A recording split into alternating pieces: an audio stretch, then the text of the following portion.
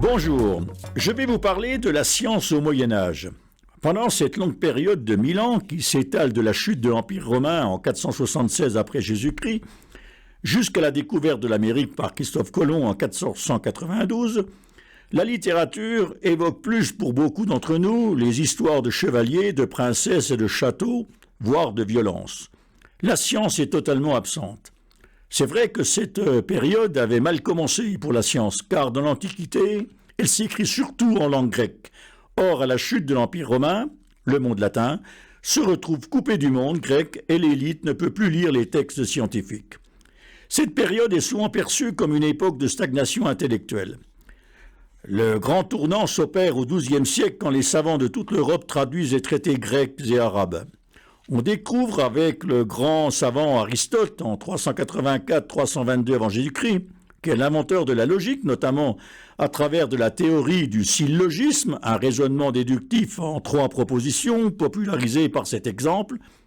Tous les hommes sont mortels, or Socrate est un homme, donc Socrate est mortel. Aristote forme le cadre de la science arabe qui vit un bouillonnement avec des grands savants.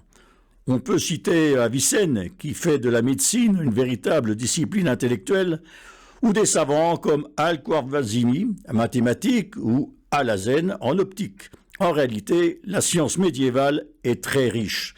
Les mathématiques ont été influencées par les travaux indiens et arabes, notamment l'introduction des chiffres arabes et du zéro, ce qui a facilité les calculs, notamment appliqués à l'architecture et à l'astronomie.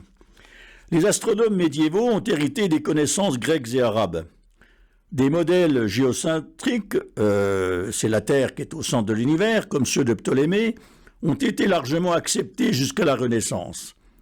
Les astronomes médiévaux ont hérité des connaissances grecques et arabes avec des figures comme Copernic, Galilée, Newton, qui ont révolutionné notre compréhension du monde. La pensée scientifique était souvent liée à la philosophie et à la théologie. Les savants médiévaux comme Thomas d'Aquin ont tenté de concilier la foi chrétienne avec la raison et la philosophie aristotélicienne. L'alchimie, qui cherchait à transformer les métaux de base en or et à découvrir l'élixir de vie, était pratiquée par des savants qui posaient les bases de la chimie moderne. Pour le médecin médiéval, héritier des théories antiques, la bonne santé repose surtout sur l'équilibre des fluides, régissant le corps humain comme les humeurs. La pharmacopée, souvent à base de plantes, repose sur une dose d'empirisme, de savoirs antiques et de croyances populaires. Les échanges culturels pendant le Moyen-Âge, notamment grâce à la conquête des territoires arabes, ont permis l'importation de connaissances scientifiques.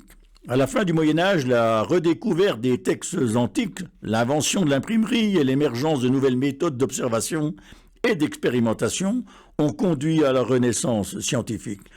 Enfin, en matière technique, n'oublions pas cette période qui a vu l'arrivée par exemple de la charrue à versoir, du collier pour la traction animale, du moulin à eau, des horloges mécaniques, de la typographie, de la boussole et en matière militaire des premières armes à feu et des engins de siège.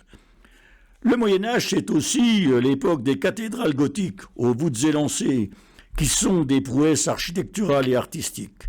Au cours de ce Moyen-Âge, des écoles et des universités ont vu le jour, notamment en Europe. Des institutions comme l'Université de Paris, celle de Montpellier, l'Université de Bologne, ont joué un rôle clé dans l'éducation et la transmission des connaissances. Ces universités ont d'ailleurs souvent été le lieu de débats philosophiques et scientifiques. En résumé, le Moyen-Âge est loin d'être une période obscure et rétrograde pleine de superstitions. Il a laissé un héritage durable et a jeté les bases du progrès humain qui ont changé le cours de l'histoire.